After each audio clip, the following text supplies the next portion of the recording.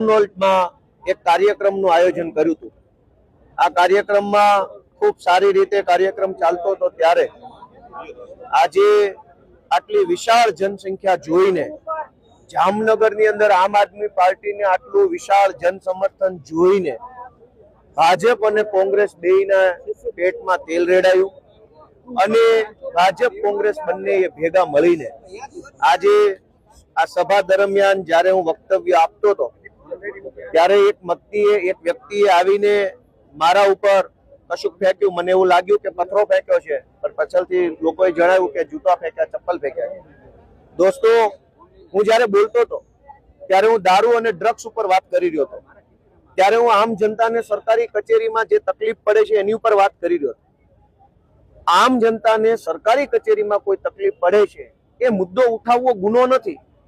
ગુજરાતમાંથી ડ્રગ્સનું દૂષણ નાશ પામે એ મુદ્દો ઉઠાવવો ગુનો નથી। જ્યારે હું આ મુદ્દો બોલ્યો ત્યારે મારી ઉપર જે હુમલો કરવામાં આવ્યો એ હુમલો ખરેખર યોગ્ય નથી। હું સત્તામાં નથી, મારી પાર્ટી સત્તામાં નથી, હું મંત્રી નથી, હું મુખ્યમંત્રી નથી કે અમારી પાર્ટીની સરકાર નથી કે તમે અમને પ્રશ્ન પૂછો અને અમને જૂતા મારો કે ચપ્પલ મારો। દોસ્તો, મેં જોયું, હું વક્તવ્ય આપતો હતો ત્યારે કે અચાનક અનેક પોલીસ વાળા આ બાજુથી આવવા લાગ્યા, મારા ડાબા હાથ બાજુથી।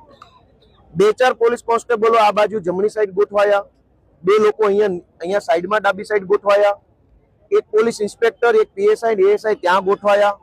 અચાનક પોલીસ મુવમેન્ટ વધી ગઈ। જે બધું જ હું ભાષણ આપતા મારી નજર હતી, પબ્લિકની નજર હતી, જનતાએ જોયું, વિડીયોમાં આવે છે કે અચાનક પોલીસ વાળા બધા આવ્યા। પોલીસ વાળાની સાથે જ આ ભાઈ આવ્યો। લોકોએ એવું કીધું કે પોલીસની ગાડીમાંથી જ આ ભાઈ પોલીસ લઈને આવ્યા છે। મેં જોયું નથી, પણ હું તો સ્ટેજ ઉપર હતો।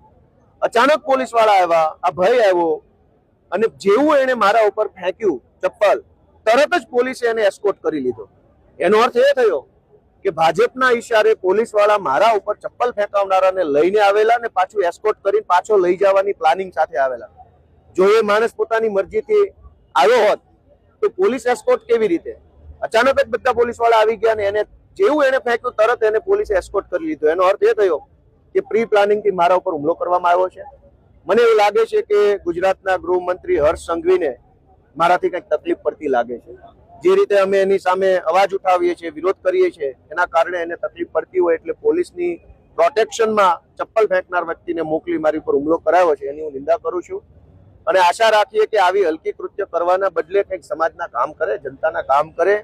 સત્તામાં ભાજપ છે, અમારી સભાઓમાં ચપ્પલો ફેંકવાથી કે પ્રશ્નો પૂછાવડાવવાથી કંઈ જનતાનો ફાયદો નથી। ભાજપની સત્તા છે, અમને રોકવા હોય, અમને રાજનીતિક રીતે આગળ ન વધવા દેવા હોય તો ભાજપે અમારી સભા ડિસ્ટર્બ કરવાના બદલે જનતાનું કામ કરવું જોઈએ, જનતાને મદદ। પોલીસ જ આને લઈને આવી છે તો ફરિયાદ ક્યાં કરવાની? પોલીસ જ આ ચપ્પલ ના, મને કઈ ખબર નથી, હું તો સ્ટેજ ઉપર જ હતો। પોલીસ પોતે જ આને ચપ્પલ ફેંકનારને પોલીસની ગાડીમાં લઈને આવીને મારી ઉપર ચપ્પલ ફેંકાવડાવીને એસ્કોર્ટ કરીને લઈ જતા હોય તો હવે કયા પોલીસ સ્ટેશને ફરિયાદ કરવાની? હું જનતાની અદાલતમાં ફરિયાદ કરીશ અને જનતાની અદાલતમાં ન્યાય થાય ને ત્યારે આ ગુનેગારોને સજા અપાવીશું। ચોક્કસ, થેન્ક યુ।